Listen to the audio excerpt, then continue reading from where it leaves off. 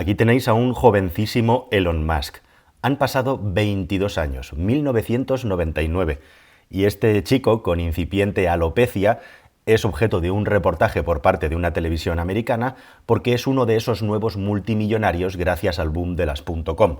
Elon Musk, que como dicen en el reportaje hizo su primer programa informático a los 12 años, acababa de vender Zip.com y se acababa de ingresar 400 millones de dólares. Y aquí, en este momento, estaba con su chica de entonces, con la que tendría varios hijos, algunos gemelos, esperando la llegada de un McLaren F1, el que era el coche soñado en aquel momento y que hoy en día es uno de los automóviles, si no el que más valorado del mundo entre los coleccionistas. Poco más de 65 unidades se van a hacer y yo voy a ser el dueño de una, decía Musk. Es evidente que en ese momento toda esa espontaneidad y alegría del joven Musk se traducía en el sueño, en el deseo de tener un automóvil superdeportivo. O sea que eso ya estaba en su cabeza. Aunque poco después, en un lance muy curioso, acabara estrellándolo cuando le intentaba explicar las bondades del vehículo y las prestaciones a uno de los mayores inversores de Silicon Valley. Así que al final Elon Musk estrelló su F1 e igualmente también tuvo que pagar con las costas porque, como él mismo dijo, ni siquiera estaba asegurado. Los coches estaban ya dentro de la cabeza de Elon Musk, pero como una diversión, porque él lo que realmente quería hacer es un cohete para viajar al espacio revolucionario. Así que, ¿cómo arranca la idea de Tesla Motors y quién hubo realmente detrás? ¿Qué es lo que pasó ahí que está generando tan malas vibraciones en los últimos tiempos? Vamos a verlo. Elon Musk anuncia que los coches de Tesla van a estar todos automatizados y se van a convertir en un robotaxi en el año 2020. Y no es así y no pasa nada. Elon Musk se enfada y lanza un Twitter en el que critica duramente a Martin Eberhard. Un momento, ¿quién es Martin Eberhard? Bueno, pues en este vídeo, queridos amigos, bienvenidos a un nuevo viaje en el cascarón de nuez. Vamos a hablar de Tesla y de la historia de Tesla. Elon Musk, que es un personaje omnipotente, omnipresente, podríamos decir, y que genera siempre mucho debate y mucha polémica. Y alguien podría decir, si se le pregunta, que es el creador, el fundador de Tesla Motors. Pero esto también está siendo objeto de polémica en los últimos días y la gran pregunta es si Elon Musk, de una manera absolutamente voluntaria, está intentando borrar el inicio de la historia de Tesla, o cómo Tesla Motors, la compañía que hoy en día ha hecho a Elon Musk el hombre más rico del mundo, se fundó. Bueno, pues en este vídeo vamos a hablar justamente de cuál es esa historia inicial de Tesla, porque es una historia, como siempre, una historia de emprendimiento súper interesante, y qué es lo que pasó para que muchos años después, más de una década más tarde, Elon Musk siga echando bilis contra un personaje, Martin Eberhard, que está claro que no traga y que a su vez, por una cuestión puramente legal, y aunque parezca mentira, en este vídeo te vas a enterar, tiene prohibido hablar mal de él. ¿Y eso cómo es? Bueno, pues vamos a ver cuál es la verdadera historia del inicio de Tesla Motors.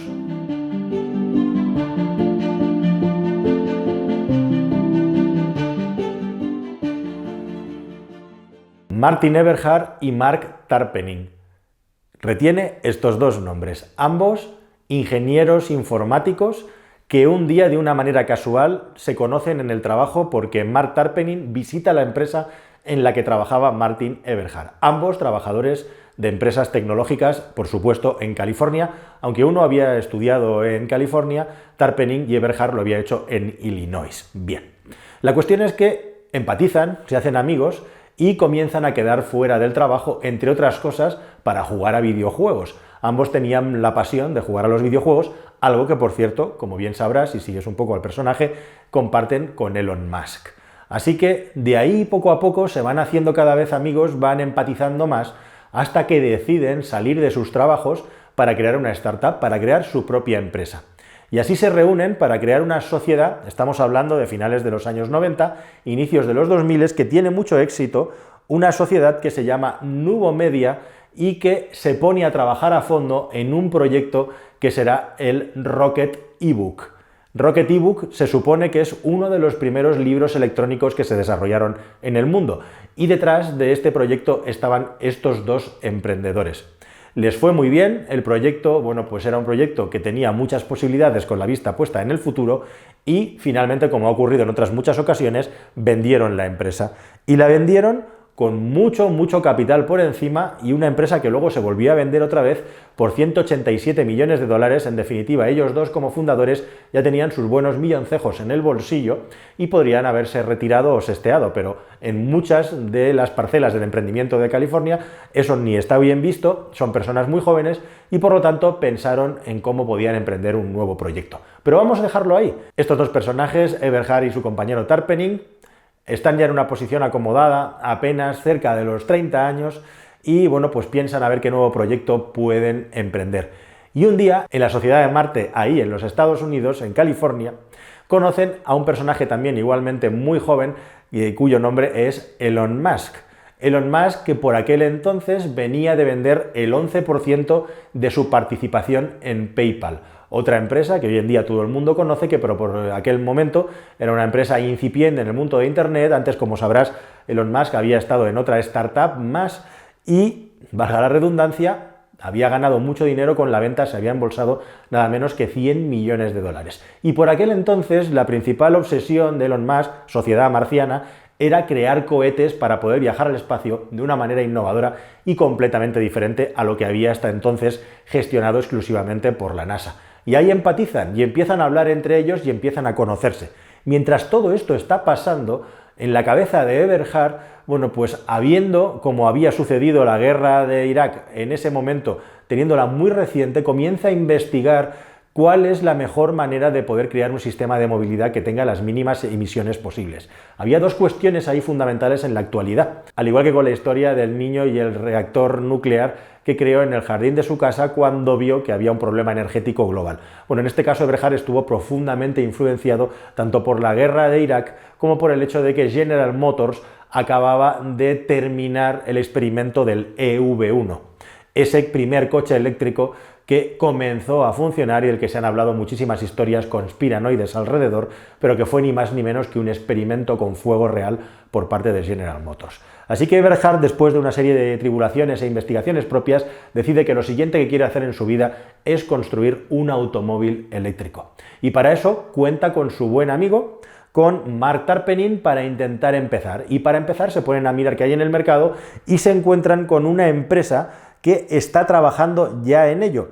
Una empresa llamado AC Propulsion, AC Propulsión, como AC/DC, la corriente eléctrica, que en ese momento estaba trabajando en dos prototipos.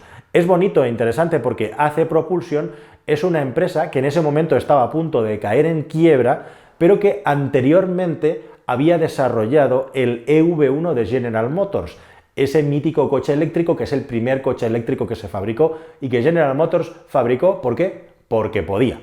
Bueno, en ese momento había un gran debate también con la ley de los automóviles de cero emisiones, vehículos de cero emisiones, que al final la industria del automóvil ahí en Estados Unidos y específicamente en California acabó tumbando, aunque algo de ese pozo quedó.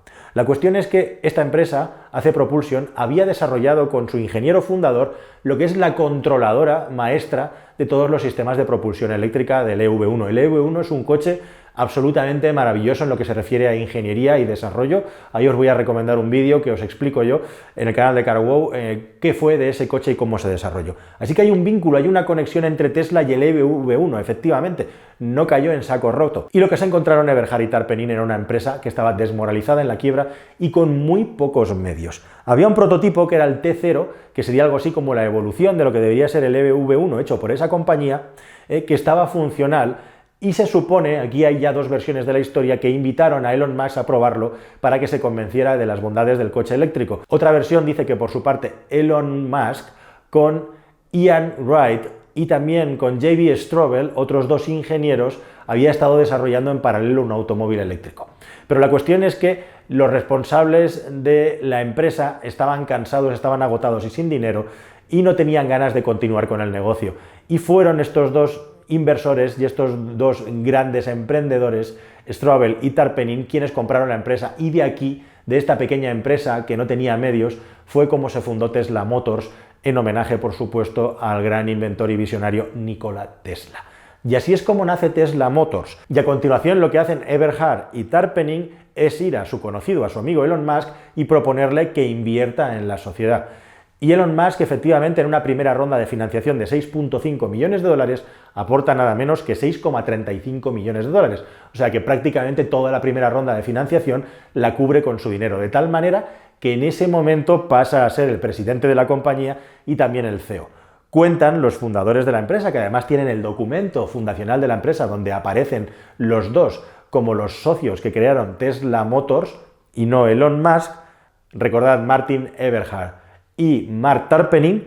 Bueno, pues estos dos fundadores de la empresa le dan a Elon Musk el puesto de CEO y de presidente por la pasta que ha puesto en un momento en el que Elon Musk era el cuarto CEO de la compañía y había habido 3 antes. Pero esto no es lo importante. La empresa se funda en 2003, Elon Musk entra en los inicios en el año 2004 y lo interesante es que en la siguiente ronda de financiación tienen que llegar aproximadamente a los 13 millones de dólares, estamos hablando de febrero de 2006, ya se han gastado el dinero, necesitan que entre más, y en febrero de 2006 Elon Musk no solamente consigue esa ronda de financiación cubrirla, conseguir esos 13 millones de dólares, sino que 18 meses más tarde habría conseguido casi 100 millones de dólares atrayendo capital para Tesla Motors. En ese momento el Tesla Roadster estaba a punto de ser entregado, un vehículo que era una adaptación, como bien sabréis, del Lotus Elise, fabricado en Inglaterra pero en versión electrificada, y ya se estaba planeando y hablando y pensando de un vehículo como el Tesla Model S, que ahora ya no se habla de ello, pero en su momento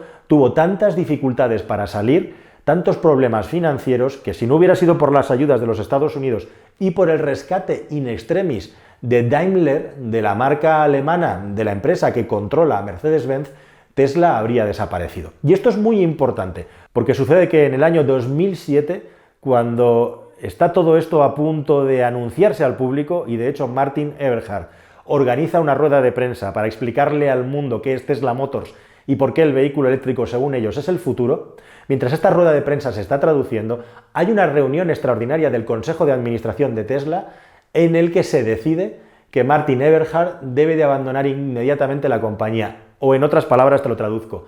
Elon Musk le da una patada en el trasero a Martin Eberhard mientras él estaba dando una rueda de prensa vendiendo la compañía. Y lógicamente se lía una muy gorda, porque Eberhard considera que esto no solamente es una traición, sino que es además ilegal, porque él formaba parte del Consejo de Administración y tenía que estar presente. Y efectivamente los abogados le dan la razón y no le queda más remedio a Elon Musk, que por aquel entonces ya tenía no solamente una mayoría importante en acciones, sino también la mayoría de buena parte del capital social de la empresa. Comienzan a preparar su salida, pero no lo pueden echar así tan fácil y le crean un puesto a medida, un puesto ad hoc, para que no moleste, por decirlo de alguna manera. ¿Por qué hizo esto Elon Musk? Bueno, pues nunca se ha hablado muy bien hasta nada menos que pasados 14 años y este momento preciso en el que te estoy contando todo esto, pero hace nada, unas horas, Elon Musk, según estoy grabando esto, ha acusado a Eberhard de ser un trabajador desleal, una persona que gastó un montón de dinero y que hizo una gestión penosa de la empresa y que además les engañó con la cuenta de resultados y con los gastos que tenía Tesla. Y que fue precisamente por culpa de él que la empresa prácticamente desaparece. Bueno, cuenta la biografía oficial que en el año 2008 Eberhard finalmente y de una manera voluntaria abandona la empresa, no sin antes, lógicamente, con sus abogados intentar llegar a un acuerdo que sea lo mejor para él. Y ese acuerdo no llega hasta 2009, él mantiene sus acciones de Tesla y se ha hecho rico igual. Y es un acuerdo en el que se redactan un montón de puntos consensuados, eso tuvo que ser bastante duro y bastante largo, pero al final con Eberhard salió una buena parte de lo que era la gestión de la empresa en lo que se refiere al capital humano. Y una cosa muy interesante de ese acuerdo es que hay un punto en el que finalmente se decide que públicamente los fundadores de Tesla tienen que ser 5 personas. Ian Wright y J.B. Schawel son las 2 personas que vinieron luego junto con Elon Musk, formaban un terceto, y por otro lado estaba Martin Eberhard, como digo, y Mark Tarpenning, las otras 2 personas que son las que teóricamente fueron los primeros en crear la empresa. Así que incluso por escrito se pone quién tiene la potestad de autodenominarse, imaginad lo que tendría que ser eso, fundador de Tesla. Y al mismo tiempo también se firma un documento por el que ninguno, ni una parte ni la otra, puede soltar mierda, por decirlo de alguna manera fácil, criticar a la otra parte públicamente, porque eso forma parte de un pacto que además está firmado y está sellado. Y ese ha sido hasta ahora. De hecho, hace poco hubo una entrevista a Martin Eberhard y Mark Tarpenning en la que A Eberhard se le intentaba tirar de la lengua y él no quería hablar de Elon Musk y de lo que había pasado porque tenía un acuerdo de confidencialidad. Acuerdo que ha roto actualmente Elon Musk diciendo que es la peor persona que ha conocido y diciendo que es lo peor que le pudo pasar a Tesla y que él ha intentado reescribir la historia, que por su culpa Tesla casi desaparece. Por supuesto, esto no va a acabar aquí, le va a caer una demanda porque ha incumplido el contrato y es el penúltimo de los asuntos, de los affairs que ocupan a Elon Musk, una persona que, recordad, tiene pues un larguísimo historial de este tipo de salidas de tono en Twitter que le han costado, bueno, podríamos decir que le han costado disgustos, si podemos calificarlo de alguna manera, porque a nivel de dinero la verdad es que le importa un pimiento lo que le ocurra a un Elon Musk, que en el momento en el que las acciones de la empresa han estado más altas de su historia ha soltado nada menos que 5.000 millones de dólares en acciones para su patrimonio personal, en un momento, según él, que es la única manera que tiene de pagar impuestos. Al mismo tiempo, en el momento en el que las acciones tienen más valor, ¿verdad? Elon Musk no es tonto. Una persona que, hablando de gestión de personal, es famoso por su tremenda dureza, y que os puedo contar la anécdota de que una de sus asistentes personales le pidió un aumento de sueldo porque trabajaba muchas horas, porque consideraba que lo estaba haciendo muy bien, y Elon Musk, una vez que leyó el mensaje y escuchó el mensaje de esta empleada, le retó a que fuera capaz de demostrarle que era imprescindible en el staff. Si era imprescindible y lo demostraba, le subiría el sueldo. Si no, la despediría de la empresa. ¿Sabéis qué es lo que pasó unos días después de que este reto se pusiera en marcha? Pues sí, efectivamente, que Elon Musk despidió a la empleada. Así que esta es la historia de los vencedores, la historia de los perdedores. Hay otras muchas historias apasionantes en el mundo del emprendimiento que espero contaros aquí. Hay historias como la de Apple, por ejemplo, y como Steve Wozniak, pues es una persona que nadie pone en duda que fuera uno de los fundadores de Apple, aunque acabó discutiendo con Steve Jobs y por culpa de su accidente aéreo quedó un poco mermado para poder gestionar la compañía a primer nivel. Pero todo ese proceso de, digamos, separación, que es una cosa normal a lo largo de la vida en las personas adultas, se llevó de una manera completamente ordenada y podríamos decir amistosa. En este caso, no sé qué ocurre dentro de la cabeza de Elon Musk, pero una persona que es totalmente intrascendente para el mundo Tesla es como un grano que tiene en el trasero, ¿verdad? Y sí que es verdad que es importante, al menos, contar cuál es la verdadera historia del inicio de Tesla Motors, ahora que esto es como una gran explosión global y todo el mundo quiere hablar y todo el mundo quiere conocer de Tesla. Así que nada más, queridos amigos, esta es, hasta donde yo sé, la historia de cómo se fundó Tesla, del arranque de la compañía. Espero que todo esto te haya parecido interesante y jugoso, y nos vemos en un próximo vídeo que espero que sea igual de interesante como mínimo, o si puede ser mucho más. Hasta el siguiente. Adiós.